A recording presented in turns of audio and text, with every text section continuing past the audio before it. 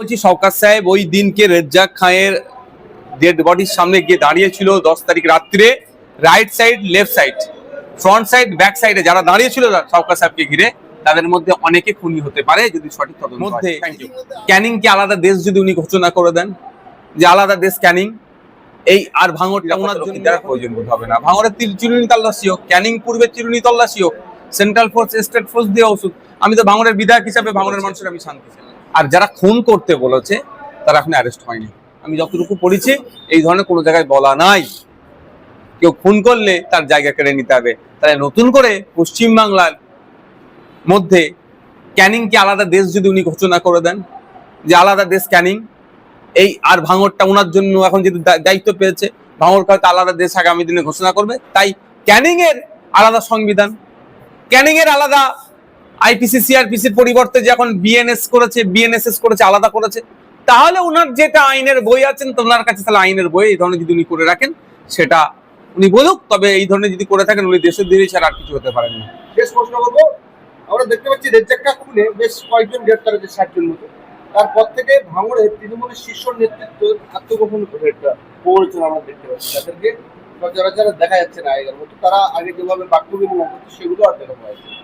এই খুনের সাথে যারা যারা অ্যারেস্ট হয়েছে এরা হয়তো খুন করেছে, আর যারা খুন করতে বলেছে তারা এখন অ্যারেস্ট হয়নি। দুটো কারণ, কেন খুন হয়েছে এটা খুঁজে বার করতে হবে, আর একটা হচ্ছে কারা খুন করার নির্দেশ দিল। আমি আবারও বলছি শওকত সাহেব ওই দিনকে রেজ্জাক খানের ডেড বডির সামনে গিয়ে দাঁড়িয়েছিল 10 তারিখ রাত্রে। Right side, left side, front side, back সাইডে যারা দাঁড়িয়েছিল শওকত সাহেবকে ঘিরে, তাদের মধ্যে অনেকে খুনি হতে পারে যদি সঠিক তদন্ত হয়। Thank you. আরাফুল ইসলামের ছেলে পুত্র হাকিমুল ইসলাম, তিনি নিরপেক্ষভাবে তিনি প্রশাসনের জানিয়েছেন। হাকিমুল সাহেব দেখছেন তার দলের ছোট বড় মেজর সেজর নেতারা নিরাপত্তা পেয়ে যাচ্ছে, তিনি কেন পাবেন না? সেজন্য চালিয়েছে।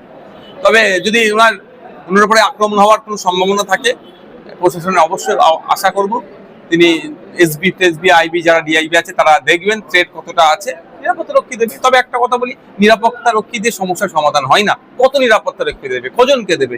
ভাঙড়ের প্রত্যেকটা নেতা তো চাইবে, আইএসএফ এর প্রত্যেকটা নেতাকে তাহলে দিতে হবে। যাদেরকে এই গুন্ডামস্তানগুলোকে ধরে জেলের মধ্যে রেখে দিলে নিরাপত্তা রক্ষী দেওয়ার প্রয়োজন বোধ হবে না। ভাঙড়ের চিরুনি তল্লাশি হোক, ক্যানিং পূর্বের চিরুনি তল্লাশি হোক, সেন্ট্রাল ফোর্স, স্টেট ফোর্স দিয়ে ওষুধ। আমি তো ভাঙড়ের বিধায়ক হিসাবে ভাঙড়ের মানুষের আমি শান্তি চাই। ভাঙড়ের মানুষ শান্তিতে থাকুক, অবৈধ অস্ত্র শস্ত্র সব উদ্ধার হোক। Thank you. 21 জুলাইয়ের প্রস্তুতিতে আমরা দেখতে পাচ্ছি ভাঙড়ের বেশ কয়েকটা প্রাইমারি স্কুলে বন্ধ করে শাসক দল সেই জায়গায় মিছিল করেছে। আরে পরীক্ষা পিছিয়ে দিচ্ছে, এটা মানবতা বিরোধী, শিক্ষা বিরোধীরা। এরা তো কোনোদিন শিক্ষা চায় না। এদের দলটা আলাদা।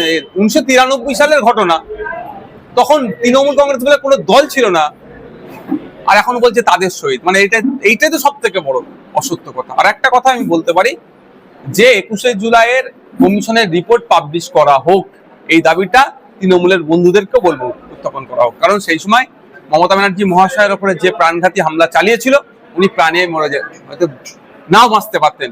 সিরাজুল হক মন্ডল বলে যে ছেলেটি পুলিশের কনস্টেবল ছিল, পুলিশের একজন তিনি কর্মী ছিলেন, তিনি সামনে দাঁড়িয়েছিলেন, তার ঊর্ধ্বতন অফিসারের দিকে বন্দুক তাক করে যে এই মারামারি মার বন্ধ হোক মমতা ব্যানার্জির ওপরে, নালে গুলি করে দেবো। ফলে একটা বড় ইতিহাস আছে, কিন্তু সেই সিরাজুল হক মন্ডল আজকে কোথায়, তার বর্তমানে স্ট্যাটাস কি সেটাও আপনারা খুঁজুন। ধন্যবাদ।